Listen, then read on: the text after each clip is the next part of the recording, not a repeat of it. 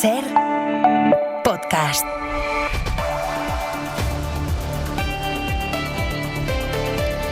A la espera de la bajada de temperaturas en las próximas horas, estamos muy pendientes de los incendios de Huelva y Huesca que siguen fuera de control. En Peñas de Riglos, en Huesca, el fuego ha arrasado 10.000 hectáreas y mantiene a cerca de 1.000 vecinos desalojados. La noticia positiva es que los bomberos han conseguido poner coto al 40% del perímetro, es decir, no se espera que las llamas sigan avanzando en ese 40%, pero hay que decir que el día está siendo complejo. Radio Huesca, Sergio Fernández Bizarra. Está siendo un día complicado en cuanto a las labores de extinción, y es que una tormenta a principios de la tarde ha influido en el comportamiento errático del fuego, haciendo difícil ese trabajo. Siguen los esfuerzos para proteger los dos monasterios de San Juan de la Peña y la población de Santa Cruz de las Heros. Jorge Azcón, presidente de Aragón. El nivel de preocupación del monasterio viejo es menor que el que teníamos ayer, pero el monasterio viejo hoy nos sigue preocupando extraordinariamente. Aunque en algunos pueblos dicen sentirse desprotegidos. Se han quemado en total más de 10.000 hectáreas y se han evacuado desde el lunes 18 poblaciones. Y el de niebla en Huelva ha alcanzado ya las 38.000 hectáreas, aunque ya no está fuera de la capacidad de extinción. Es decir, que ahora sí se le puede empezar a ganar terreno a las llamas. Estamos a la espera de que el presidente andaluz Juanma Moreno Bonilla actualice la situación. Nos vamos a Andalucía. Curro García Liñán, buenas tardes. Buenas tardes, Pablo. Así es. Entre las 8 y las 8:30 de la tarde se espera la comparecencia del presidente del Ejecutivo andaluz, Juan Manuel Moreno, que ha interrumpido sus vacaciones por un incendio que acumula 8 días de actividad y que va camino de alcanzar las 40.000 hectáreas, a pesar de que la Junta no actualice el dato desde el miércoles. Estas son las horas más complicadas del día por las condiciones meteorológicas. A los 40 grados y la humedad relativa inferior al 30% registradas durante las horas centrales del día, se suman rachas de vientos superiores a los 40 km por hora entre las 8 y las 10 de la noche, tal y como advertía este mediodía el consejero Antonio Sanz. La situación meteorológica del día de hoy será similar a la jornada previa, con vientos que son más calmados al amanecer, pero que luego van evolucionando a rachas muy fuertes que superarán los 40-50 km por hora y altas temperaturas con más de 40 grados y siempre una baja humedad relativa, por debajo del 30% en las horas centrales. Es decir, lo más complicado cuando se trata de afrontar un incendio, pero esto es lo que nos ha tocado.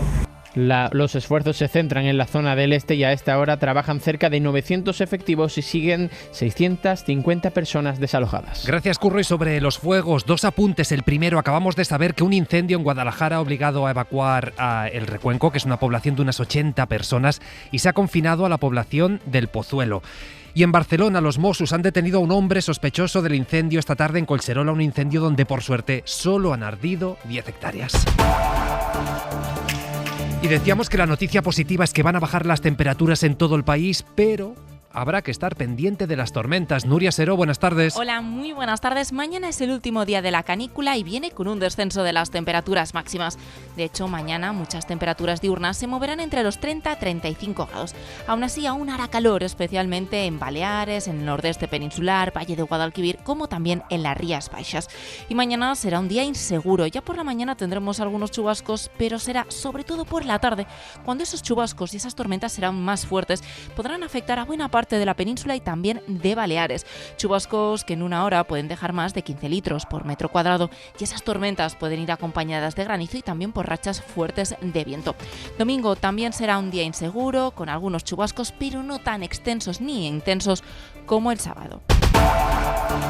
Ya hay media hora 25 deportes. Sonia Luz, buenas tardes. ¿Qué tal, Pablo? Buenas tardes. Pues últimas pruebas de pretemporada para algunos equipos. El Atlético de Madrid acaba de ganar en Marsella al Olympique 1-2 con goles de Mendoza y Carlos Martín. Un Atlético que va a anunciar próximamente el fichaje del Cuti Romero. En un rato, a las 9 menos cuarto, el Athletic Club de Bilbao cierra su pretemporada en Italia contra el Atalanta. Y mañana ya comienza la Liga con los partidos Alavés, Getafe y Sevilla Rayo. En segunda, la temporada se va a poner en marcha en media hora con el encuentro entre el Sanse y el Castellón. Fuera del fútbol, luto en el ciclismo. El corredor británico de 19 años Starling ha fallecido en la octava etapa de la Volta a Portugal después de chocar frontalmente con un vehículo ajeno a la carrera. Y en tenis, Master 1000 de Cincinnati, debut con victoria de Jessica Bouza. Se está jugando Pablo Carreño contra el checo Machak, un 7-0 para el tenista español. Gracias, Sonia. Y media lo ampliamos. Empieza ahora 25. El Gobierno autoriza la prórroga de la central nuclear de Almaraz hasta junio del 2030. El apagado de uno de los reactores debía comenzar en noviembre del 27 y ahora se extiende la vida de toda la central 2 años y medio más. Es una decisión importante que el Gobierno justifica por la crisis de precios derivada de la guerra en Oriente Próximo. Esto es lo que dice el Ejecutivo, pero claro, a nadie se le escapa que las eléctricas llevaban tiempo reclamando esta medida. Pablo Anzola, buenas tardes. Buenas tardes, sí. Después de algo más de 4 décadas en funcionamiento, la central de Almaraz gana casi 3 años de vida útil, porque el cierre de sus 2 reactores previsto para el año 27 y 28 se retrasa hasta junio de 2030. El Ejecutivo habla hoy de una extensión coyuntural y la justifica asegurando que lo hace para proteger a la población de la volatilidad de los precios por la crisis en Oriente Próximo. Las empresas propietarias habían solicitado formalmente esta prórroga en otoño y a pesar de que desde el Ejecutivo aseguran que la decisión tiene un impacto acotado en la política energética, lo cierto es que hablamos de un punto importante para el motor eléctrico español. Sus 2 reactores generan en torno al 7% de la electricidad que se consume en España y los expertos apuntan a que esta decisión obligará a modificar el Plan Nacional de Energía, reequilibrando el papel de otras tecnologías. Es verdad que Transición Ecológica mantiene que el calendario del cierre del resto de centrales se mantiene intacto, pero es cierto que decían lo mismo con Almaraz y después el Gobierno ha ido modulando este discurso. De momento, la patronal catalana ha levantado la mano y reclama hacer lo mismo, alargar la vida útil de Ascó y de Vandellós, Anzola. Eso es, la decisión supone retrasar 2 años y medio el principio del fin de la energía nuclear en España, que según el calendario de cierre acordado por el Gobierno y las eléctricas se extiende escalonadamente hasta el año 2035. Sin embargo, el movimiento sobre Almaraz supone que la mitad del parque nuclear español deberá desconectarse en el año 2030, lo que en la práctica significa apagar el generador de en torno al 10% de la electricidad que se consume en España. Así que ante este nuevo escenario las reacciones no se han hecho esperar. El Gobierno insiste en que el calendario no se mueve, pero la patronal catalana ya ha pedido, por ejemplo, revisarlo para los 4 reactores de Ascó y Vandellós en Tarragona. Mientras tanto, los propietarios de Almaraz han deslizado en un comunicado que la vida útil de la central podría ampliarse casi 40 años más. Y esta decisión que el Gobierno toma un 14 de agosto ha caído como una bomba en la política española. Sumar, que es parte del Ejecutivo, rechaza esta prórroga y acusa al PSOE de incumplir los acuerdos de gobierno. El PP y Vox, en cambio, celebran la medida y piden al Ejecutivo que vaya más lejos. Julia Molina. Sí, la prórroga ha abierto una brecha en el Gobierno. El socio minoritario cree que supone ceder ante las empresas energéticas y frenar la transición hacia las energías renovables. Antonio Maillo es el coordinador federal de Izquierda Unida. Es una claudicación ante los intereses del oligopolio de las grandes empresas que están interesadas en el mantenimiento de la prórroga. Sumar sostiene que la decisión rompe con lo acordado entre el PSOE y ellos y que se alinea con las posturas de la derecha y la ultraderecha. PP y Vox, de hecho, coinciden en que es una buena noticia. Feijóo ha publicado en sus redes sociales que la energía nuclear es imprescindible para España, pero critica el momento. ¿Qué utilizan el 14 de agosto, que es verano y que además estamos padeciendo la crisis ceutí, para, aceptar que quienes teníamos razón éramos no solamente el Partido Popular, sino quienes llevan defendiendo la vida útil de la central nuclear de Almaraz años? Pero esto no va solo de Almaraz. El vicesecretario popular Jaime de los Santos defendía hoy que la prórroga se extienda a otras centrales. Lo pide también Vox, que apuesta por mantenerlas de manera indefinida, mientras Podemos carga duramente contra la medida y la califica de vergonzosa. Almaraz da empleo directo e indirecto a unas 4.000 personas en la comarca de Campo Arañuelo y su entorno en Cáceres. Y claro, ahí la noticia se ha recibido con mucha euforia. José Luis Hernández, Radio Extremadura. Buenas tardes. Gran parte de la sociedad extremeña se alegra por esta ampliación. Un anuncio que ha hecho que con matices coincidan en que es una buena noticia la presidenta de la Junta de Extremadura, María Guardiola, el secretario general del PSOE extremeño, Álvaro Sánchez Codina, y la portavoz de Vox en la Asamblea de Extremadura, Inés Checa. Hemos defendido que Almaraz era imprescindible. Y lo hemos hecho aquí, lo hemos hecho en Madrid y lo hemos hecho en Europa. Hemos unido a instituciones, a trabajadores, a empresas y a la sociedad civil. Una muy buena noticia, ¿no? Para Extremadura, para el Campo Arañuelo, para Almaraz y para España en su conjunto. Se va a prorrogar su funcionamiento hasta 2030. La realidad se ha impuesto al fanatismo de Pedro Sánchez. También alegría en Almaraz, porque en esa población hoy comienzan sus fiestas patronales y esta noche, con la primera de las verbenas, muchos celebrarán de más, pero al igual que las fiestas de los pueblos van por zonas, no todo el mundo ha recibido bien la noticia. Unidas por Extremadura, la confluencia de Podemos e Izquierda Unida en la Asamblea Extremeña ha valorado negativamente, también negativamente las organizaciones ecologistas, como Ecologistas en Acción o Adenex, que anuncian recurso judicial contra esta decisión. Pues sí, es que de hecho es durísima la reacción de estas organizaciones ecologistas que ven en esto un error histórico, dicen que va en contra de los compromisos del gobierno en transición energética. Marina Fernández. Este paso atrás, coinciden las organizaciones ecologistas, tiene un único beneficiario, las empresas energéticas, y muchos costes energéticos, pero también climáticos y económicos para los ciudadanos. Está frenando la transición energética, que ya hemos visto que es súper urgente en un contexto de emergencia climática, olas de calor, incendios, sequías, que además nos demuestran en toda Europa que las nucleares no pueden con esto, ¿no? Estamos viendo cómo hay paradas continuas en Francia y en otros lugares de Europa. Eva Saldaña es la directora ejecutiva de Greenpeace España, que no descarta acciones legales contra el Ejecutivo y que calcula un sobrecoste de millones de euros en las facturas de la luz en el medio plazo de aquí a 2033 por esta prórroga. Eso sí se limita al Almaraz. Esta prórroga es un caballo de Troya de las grandes empresas nucleares que primero piden la prórroga de Almaraz, pero sin duda la pedirán para el resto de centrales. Es la sospecha de Ecologistas en Acción, es su portavoz Javier Andaluz, que no confía ya en las promesas de transición ecológica, que ha insistido en que esta prórroga será la última. Hora 25. Con Pablo Tallón. Y nos vamos a Ceuta, que está blindada a los dos lados de la frontera después de que por redes sociales se hiciera un llamamiento a una nueva entrada masiva mañana. Ahora vamos con lo policial, pero mientras sigue el drama de miles de personas, muchas de ellas niños y niñas, que siguen malviviendo en calles, en la playa. Allí en la frontera sigue nuestro compañero Nicolás Castellano. Buenas tardes, Nico. Hola Pablo, buenas tardes. Pero hay que recordar que ni siquiera esta es la cara más cruda. La cara más cruda son las más de 140 personas que perdieron la vida intentando llegar a España. A esta hora, Nico, podemos avanzar que mañana mismo se van a empezar a emitir los permisos para poder enterrar a las 82 que murieron en el lado español. Nico, hay que decir que solo 3 familias han reclamado los cuerpos. Sí, efectivamente, las órdenes de entierro se emitirán finalmente mañana por la mañana, según fuentes jurídicas consultadas por la cadena SER, y dependerá después de la situación de los cementerios que se están siendo habilitados en estos momentos, el momento en el que empiecen las inhumaciones. Lo cierto es que los plazos se han duplicado, Pablo. Normalmente se recomienda no tener más de 6 días los cuerpos refrigerados, como están en este momento en el Hospital Militar de Ceuta, y ese plazo se ha duplicado. Claro, nosotros ahora mismo estamos jugando con plazos máximos y mínimos, pero todos estos cadáveres están a disposición del juez, de la autoridad judicial, ¿vale? Hemos superado el plazo de 6 días, podemos ampliarlo porque la temperatura de la cámara lo permite a unos días más. Es el director del Instituto de Medicina Legal y Ciencias Forenses de Ceuta, Manolo Aparcero, que ha detallado a la cadena SER que no se debe esperar mucho más, al menos médicamente.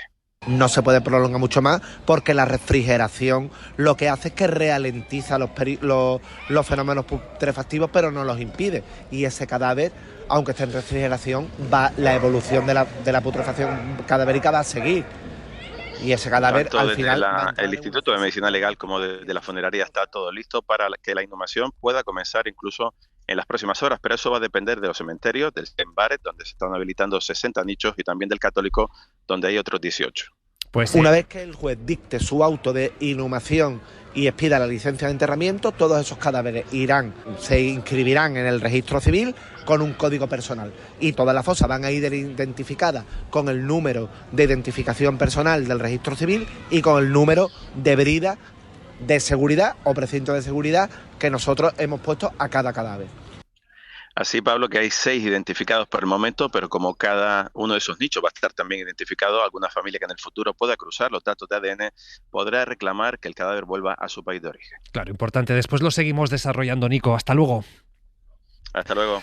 Esto es lo humano, pero en lo policial los gobiernos de Marruecos y España han reforzado la frontera ante los llamamientos para una nueva entrada mañana sábado.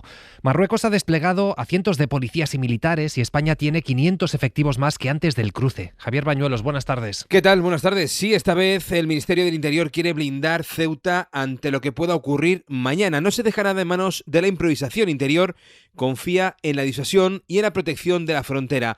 Estos días en Ceuta se verá el despliegue que no se vio semanas atrás. En la ciudad autónoma están activados ahora mismo 880 policías y 714 guardias civiles.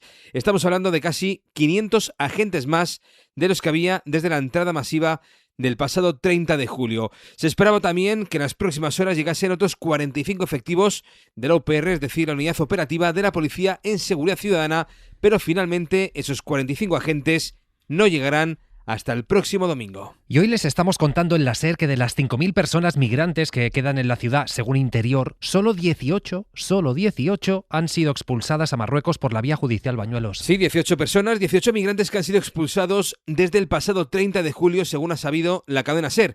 Para el Ministerio del Interior, esas expulsiones son una prioridad. Interior ha activado, de hecho, la maquinaria para agilizar esas expulsiones, pero esa vía es lenta, debe pasar varios filtros, la identificación policial y después ponerlo todo en conocimiento del juez para que pueda autorizar esas expulsiones. 15 días después, el dato es ese de las 5.000 personas que, según el Ministerio del Interior, permanecen en Ceuta. Por ahora, solo 18 han sido expulsadas. Y mientras, el Partido Popular intenta forzar el debate sobre la necesidad de un nuevo marco legal para agilizar las devoluciones en caliente, incluso de menores, como planteó ayer el presidente de Ceuta.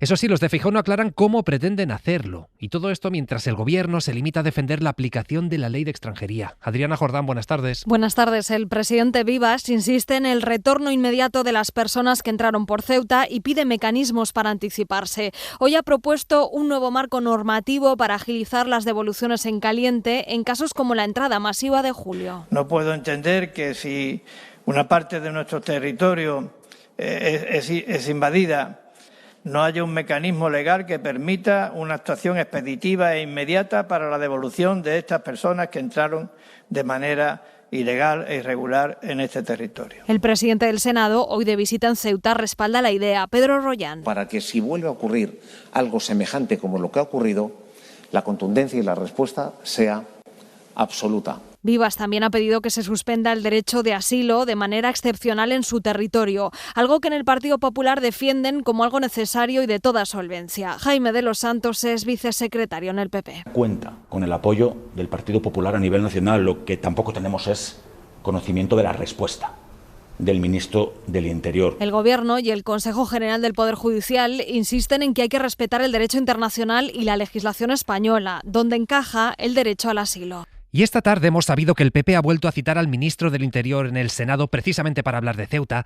Ya saben que a Marlaska lo citaron el miércoles pasado, pues ahora lo llaman por segunda vez, y esto a pesar de que el Gobierno ha dejado claro que los ministros van a hablar primero en el Congreso. Esto será a finales de mes. En fin, el PP mantiene la presión desde la Cámara Alta, saben que tiene mayoría absoluta, y va a buscar de nuevo esa foto de la silla vacía. El Consejo Constitucional de Francia ha tumbado esta tarde la ley que prohíbe las redes sociales a menores de 15 años. Esta es una de las normas más importantes del final de mandato de Emmanuel Macron, que ya saben que el año que viene tiene elecciones, pero no va a poder presentarse. El Constitucional francés considera que la ley es un ataque desproporcionado a la libertad de expresión, aunque reconoce que hay que buscar fórmulas para proteger a estos chavales. Tened en cuenta que hay varios países europeos, entre ellos España, que preparan leyes precisamente para eso, para prohibir las redes sociales a menores. Victoria García. Tras esa denuncia de la Francia insumisa, el Consejo Constitucional dictamina que la ley constituye una infracción desproporcionada a la libertad de expresión y de comunicación. En concreto, el Consejo dictamina que esa prohibición de acceso a plataformas de redes sociales como TikTok o Instagram a los menores probablemente se aplique a servicios de comunicación en línea para los que no se haya establecido riesgo para la salud y la seguridad de los menores, dado que no tiene en cuenta la edad, la situación familiar ni el nivel de madurez del menor. La prohibición no es aplicable. Para los chavales, esto es una buena noticia, aunque la mayoría iba a seguir utilizándolo. Para otros, como este, dice que casi es mejor porque él entraba para 20 minutos y terminaba enganchado 2 horas. Además, el Consejo Constitucional señala una violación del derecho a la privacidad al prohibir el acceso a ciertos servicios en línea a cualquier menor de 15 años. El nuevo texto debe tener en cuenta la decisión del Consejo Constitucional, así como el marco europeo. Según ha explicado el Elíseo en un comunicado, añade que la determinación del presidente es sacar adelante esta reforma para la primavera del 2027. Ese sigue siendo su prioridad absoluta. Y en Colombia, la cifra de fallecidos por el terremoto ha subido esta tarde a 285 personas. Hay además 379 desaparecidos y muchísima destrucción. Calculan las autoridades más de 12.000 viviendas destruidas. Después de 3 días, los vecinos de las zonas afectadas están exigiendo más ayuda y también más medios. Los ha escuchado en primera persona desde Colombia la periodista de la SER, Berta Reventós. Buenas tardes, Berta. Buenas tardes. La indignación va escalando entre los damnificados que han quedado sin hogar y que ya en el 5.º día después del terremoto todavía no han recibido soluciones ni respuestas. Las ayudas de comida que han llegado han sido de la misma gente acá en Pereira, o sea, la misma gente nos estamos colaborando, las mismas personas. Necesitamos la colaboración del exterior, de los otros países, o que el alcalde o ese presidente Abelardo, que se las cree mucho, listo, que habla muy duro, que él dijo que no dejaba entrar ayudas de ninguna clase, de ningún país, que porque él era capaz con el sol. No tenemos agua, un baño para bañarnos, no tenemos cobija, no tenemos una carpa, no tenemos unos útiles de aseo, no tenemos la medicina de droga psiquiátrica.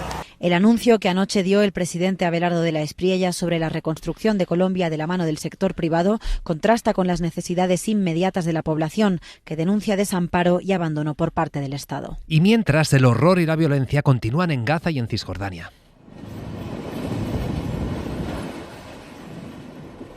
Esto que escuchan es el sonido de la maquinaria israelí destruyendo carreteras en Cisjordania. En los últimos días han ido a más los ataques de colonos israelíes contra la población palestina, y esto ante la atenta mirada del ejército de Netanyahu, que directamente no hace nada.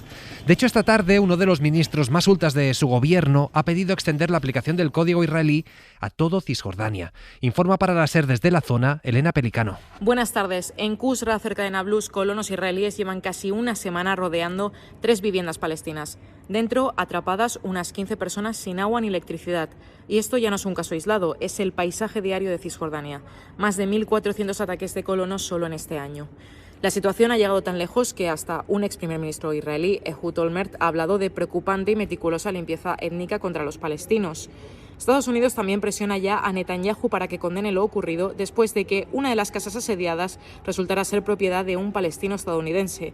Y así se ve hoy Cisjordania: carreteras cortadas de un día para otro, nuevos puestos de colonos que brotan de la noche a la mañana en lo alto de las colinas, banderas israelíes clavadas en la tierra palestina a lo largo de toda la carretera principal. En total, más de 500.000 colonos conviven ya con 3 millones de palestinos en un territorio donde el avance ya no se detiene. Esto en Cisjordania. En Gaza la situación sigue siendo insostenible. Vamos a profundizar en ello a partir de las 10 con Raquel Martí, que es la directora ejecutiva de la UNRWA en España. Y mientras, en Estados Unidos, Luigi Mangione, que es el acusado de matar al CEO de la aseguradora más importante del país, se ha declarado culpable en el juicio federal por asesinato. Ha reconocido que sí, que disparó contra este hombre en plena calle. Ya saben que la imagen de Mangione dio la vuelta al mundo por su carta donde denunciaba las prácticas de estas aseguradoras de salud. Una carta con la que intentó justificar este asesinato. Y escuchen esto: una prótesis ósea única en el mundo y hecha de un material que hasta ahora no existía. Resulta que el Hospital Gregorio Marañón y la Universidad Politécnica de Madrid han logrado salvar la pierna de Pierre, que es un ciudadano francés que padecía un sarcoma óseo. Lo han hecho creando una tibia en 3D calculada a partir de su propio hueso, y eso le ha permitido conservar la pierna y, por lo tanto, poder caminar. Radio Madrid, Ana Iriarte. Pierre, de 38 años, sufre un sarcoma óseo y gracias a este implante conserva la pierna y la movilidad. Es única en el mundo, ha sido creada con una aleación de titanio mediante impresión 3D que no sustituye al hueso, sino que lo imita. Permite reproducir el comportamiento mecánico del hueso. El cirujano oncólogo Pérez Mañanes, subdirector del Instituto de Investigación del Gregorio Marañón, asegura que es un hito en la sanidad pública. Sin interés lucrativo, sin vender el implante. Lo hemos diseñado para implantar en un paciente con capacidades de una universidad pública, y de esta forma estamos consiguiendo que cualquier paciente a futuro pueda tener derecho a una solución a medida. El nuevo material, gracias a la tecnología aeroespacial, es más ligero que las anteriores utilizadas, pero de gran resistencia. Luis Saucedo Mora es profesor investigador de la Universidad Politécnica de Madrid. O sea, es prácticamente lo que pesa un reloj, un poco más. Gracias a este procedimiento ya se han operado 2 pacientes más y el objetivo es crear un programa estándar para llegar a un volumen mayor de pacientes. Pues una vez más, parece ciencia ficción, pero es ciencia, la ciencia que nos salva y en la que hay que invertir. Y si son animalistas, esto les va a indignar incluso si no lo son. Es posible que les indigne. El Ministerio de Transición Ecológica ha abierto hoy una investigación después de detectar que la orca Toñi, es decir, la matriarca de un grupo de orcas ibéricas, las conocidas como Gladys, tiene varios perdigonazos en la aleta. Toñi tiene 60 años y ahora el riesgo es que se le infecten estas heridas. El riesgo, de hecho, es muy alto. Laura Moreno, buenas tardes. Buenas tardes. Toñi es la orca ibérica más longeva del Estrecho de Gibraltar y del Estrecho de Cádiz. La organización We Whale informó al gobierno de que la orca tiene heridas de perdigón en la aleta y el Miteco ha abierto una investigación para esclarecer lo ocurrido. Aunque no se ha confirmado, su principal hipótesis es que las heridas hayan sido provocadas de manera intencionada por disparos con una escopeta de perdigones. Han contactado con Portugal, ya que las primeras informaciones apuntan a que los disparos podrían haberse producido en el país vecino.